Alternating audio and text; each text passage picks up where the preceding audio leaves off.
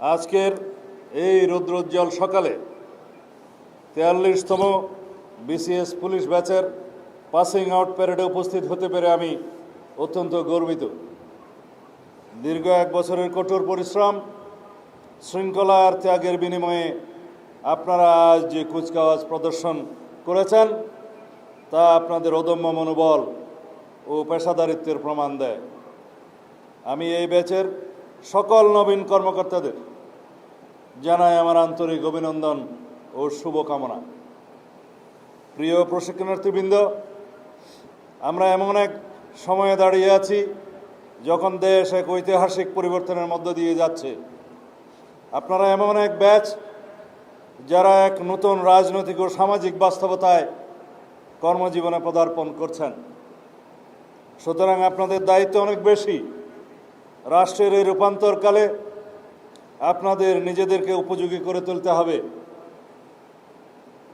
সততা, দক্ষতা ও পেশাদারিত্বের সঙ্গে দায়িত্ব পালন করতে হবে। আপনাদের আচরণ হতে হবে মানবিক ও আইনের প্রতি গভীর শ্রদ্ধাশীল।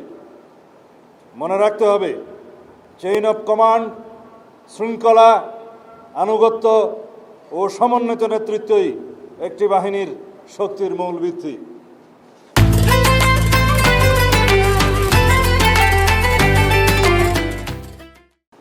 প্রিয় এসপি প্রফেশনালগণ, আপনারা সমাজে ন্যায় বিচার ও আইনের শাসন প্রতিষ্ঠায় এক গুরুত্বপূর্ণ পরিবর্তনের সৈনিক। আপনার আইনের প্রতি অবিচল আস্থা ও দেশের নাগরিকদের প্রতি দায়িত্ব ও জবাবদিহিতাই হবে আপনাদের কর্মের মূল ভিত্তি। মনে রাখবেন, আইনের চোখে সবাই সমান, সেটি হোক কোনো রাজনৈতিক কর্মী বা প্রান্তিক কৃষক। বর্তমান সরকারের প্রধান অগ্রাধিকার হচ্ছে আইন শৃঙ্খলা পরিস্থিতি নিয়ন্ত্রণের মাধ্যমে জনমনে স্বস্তি প্রদান করা ও দেশে শান্তি প্রতিষ্ঠা করা। দেশে আইনের শাসন প্রতিষ্ঠায় পুলিশের ভূমিকা অগ্রগণ্য। ফ্যাসিবাদী সরকারের আমলে অন্যান্য সকল প্রতিষ্ঠানের ন্যায় পুলিশ বাহিনীও ক্ষতিগ্রস্ত হয়েছে প্রতিষ্ঠান হিসেবে। সেই সময়ের ভঙ্গুর অবস্থা থেকে ক্রমান্বয়ে পুলিশ আজকের এই পর্যায়ে উন্নীত হয়েছে।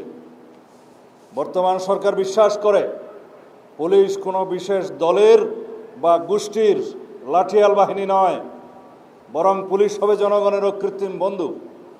আমাদের নির্বাচনী ইশতেহারে আমরা দ্ব্যর্থহীনভাবে ঘোষণা করেছি জননিরাপত্তা নিশ্চিত করা এবং পুলিশ বাহিনীকে দলীয় প্রভাবমুক্ত করে একটি আধুনিক, সেবাধর্মী ও মানবিক সংস্থায় রূপান্তর করাই আমাদের মূল লক্ষ্য। সেজন্য পুলিশ বাহিনীর মনোবল পুনঃপ্রতিষ্ঠা সহ একটি দক্ষ ও আধুনিক আইন শৃঙ্খলা রক্ষাকারী বাহিনী হিসেবে গড়ে তুলতে সরকার ইতিমধ্যে জনবল বৃদ্ধি সহ নানাবিধ উদ্যোগ গ্রহণ করেছে। বিএনপির নির্বাচনী ইশতেহারে রাষ্ট্র কাঠামোর গণতান্ত্রিক সংস্কারের যে অঙ্গীকার করা হয়েছে তার অন্যতম স্তম্ভ হল পুলিশ সংস্কার। আমরা দায়িত্বে আসার পর থেকেই একটি স্বাধীন ও শক্তিশালী পুলিশ সংস্কার কমিশন গঠনের বিষয়ে কাজ করছি।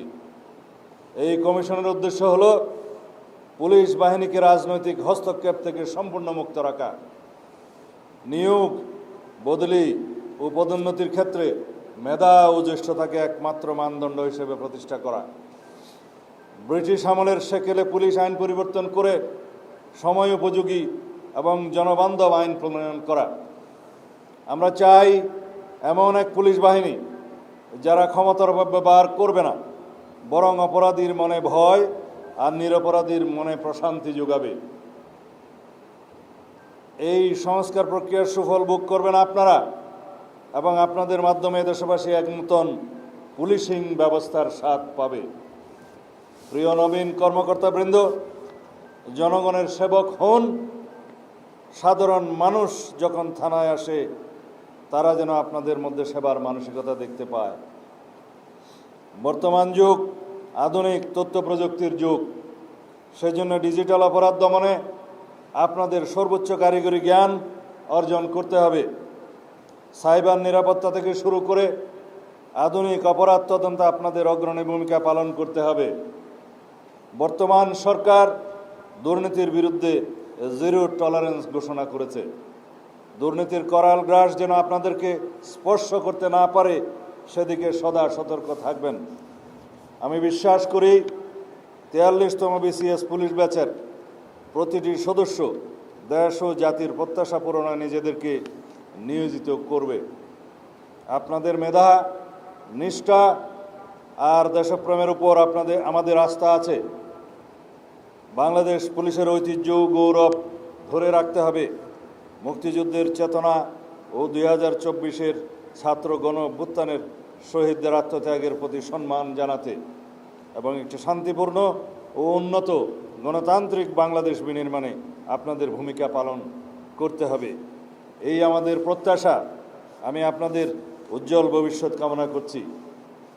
বক্তব্য শেষ করার আগে বাংলাদেশ পুলিশের একটি প্রত্যাশা আছে, আবেদন আছে।